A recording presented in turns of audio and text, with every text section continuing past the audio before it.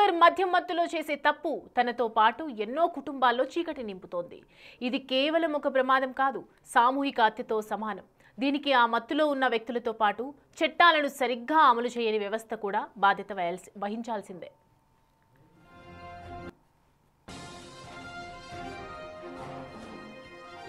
మద్యం మత్తులో ముఖ్యంగా హైవేలపైకి వచ్చే టూ వీలర్స్ తమ ప్రాణాలని కాదు, ఏ పాపం ఎరుగని అనేక మంది అమాయకుల ప్రాణాలను కూడా బలిగొంటున్నారు.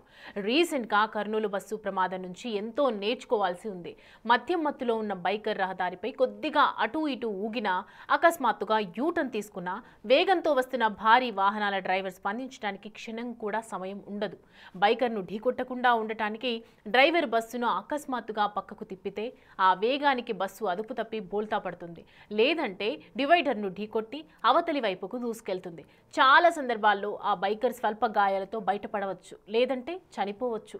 కానీ బస్సులో ప్రయాణిస్తున్న పదుల సంఖ్యలో ప్రయాణికులు ఆ డ్రైవర్తో సహా ఊహించని ఈ ప్రమాదానికి బలవుతారు.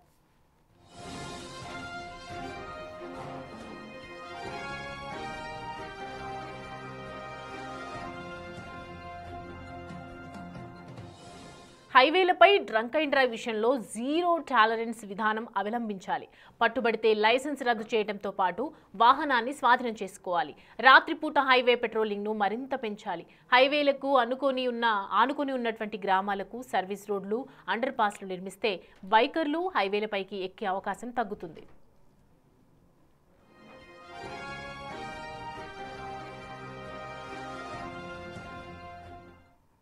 ఈ అంశానికి సంబంధించి మరిన్ని అప్డేట్స్ మా ప్రతినిధి శ్రీనివాస్ అందిస్తారు.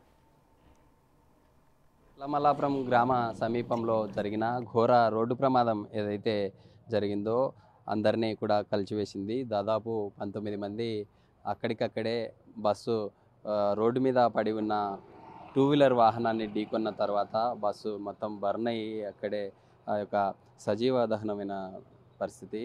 దీనికి సంబంధించి ఇప్పటికే దాదాపు 2 రోజులు పూర్తయి మూడో రోజు ఈరోజు ఏవైతే కర్నూలు జీజీహెచ్ హాస్పిటల్లో ఇప్పటికే ఆ మృతదేహాలను ఇక్కడే ఉంచి వాటి సంబంధిత ఆనవాలను అమరావతిలో ఉన్న ఫోరెన్సిక్ ల్యాబ్కు పంపిన పరిస్థితి. అయితే తెలంగాణ ప్రభుత్వం ఇప్పటికే దాదాపు ఇన్సిడెంట్లో 6 రాష్ట్రాల ప్రజలు మృత్యువాత పడ్డారు. అందులో ప్రధానంగా ఇటు 2 తెలుగు రాష్ట్రాల్లో తెలంగాణలో 6 మంది, ఏపీలో కూడా 6 మంది ఆ యొక్క ఘటనలో మృతి చెందారు. మనం చూస్తూ ఉన్నాం. ఇప్పటికే తెలంగాణ రాష్ట్ర ప్రభుత్వం ఆ రోజు ఘటన జరిగిన వెంటనే అప్రమత్తమైంది. తమ రాష్ట్రానికి సంబంధిత మృతులు ఎవరైతే ఉన్నారో వారి బాధితులకు తమ కుటుంబాలకు అప్పగించే కార్యక్రమానికి ఇప్పటికే అన్ని రకాల ఏర్పాట్లు చేసి ముందస్తుగానే అంబులెన్స్లను ఫ్రిజర్ అంబులెన్స్లను ఏర్పాటు చేసి ఉన్న విజువల్ మనం చూస్తూ ఉన్నాం. అయితే దాదాపు 19 మృతదేహాలను అప్పగించే కార్యక్రమానికి అధికారులు కూడా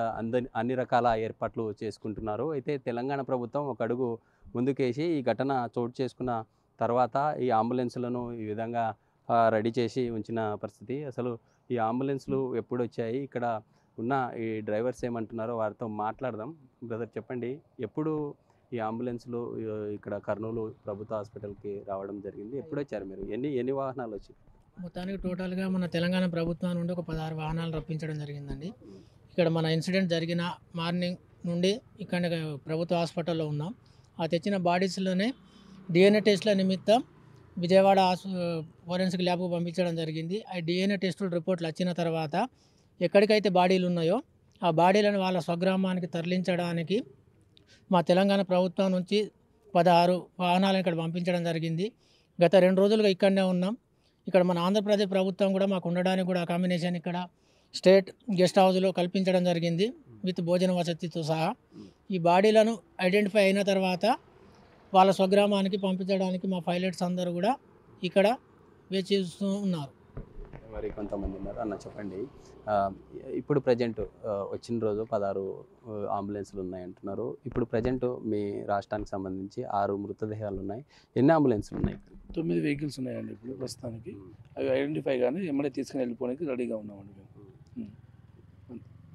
అంటే 9 వాహనాలు, 9 మంది ఈ డ్రైవర్లే ఉన్నారా, ఇంకా ఏదన్నా టెక్నీషియన్స్ 18 మంది ఉన్నాము. వెహికల్కి 2 మెంబర్స్ లాగా ఉన్నాము. ఎక్కడికైతే పైలట్స్ స్వగ్రహానికి తీసుకెళ్ళడానికి రెడీగా ఉన్నాం సార్ ఇక్కడ మేము. ఓకే.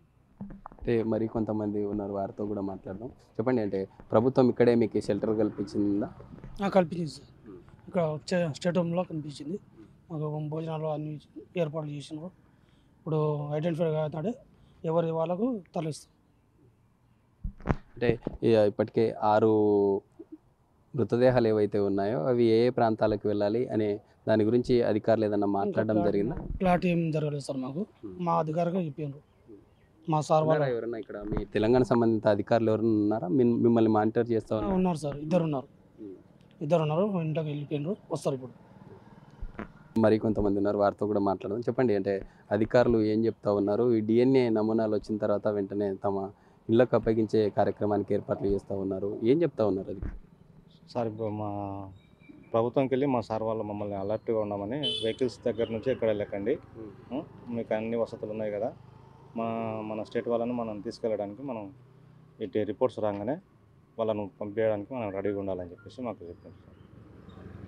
ఇది మొత్తంగా మనం చూస్తూ ఉన్నాం కదా, ఏదైతే తెలంగాణ రాష్ట్రానికి సంబంధించి 6 మంది ఆ రోజు వి కావేరీ ట్రావెల్స్ దుర్ఘటనలో మృతి చెందిన విషయం మనకు తెలిసిందే. అలాంటిది ఆ రోజు రాష్ట్ర ప్రభుత్వం తెలంగాణ నుండి దాదాపు 16 ఏసీ సంబంధిత పార్థివ వాహనాలను రెడీ చేసి ఉంచిన పరిస్థితి. తమ రాష్ట్రానికి చెందిన వారు 6 మంది మృత్యువాత పడిన తర్వాత మిగతా వెహికల్స్ను తీసుకెళ్లారు. ఇప్పుడు ప్రజెంటు కర్నూలు ప్రభుత్వ హాస్పిటల్లో 9 వాహనాలు ఉన్నాయి. ఆ డిఎన్ఏ నమూనాలు వచ్చిన తర్వాత ఇక్కడ నుండి నేరుగా తమ కుటుంబ సభ్యులకు అప్పగించే కార్యక్రమానికి అన్ని రకాల ఏర్పాట్లు చేసి తమ తెలంగాణ ప్రభుత్వం ఎప్పటికప్పుడు అప్రమత్తంగా ఉందంటూ కూడా డ్రైవర్స్ చెప్తున్న పరిస్థితి.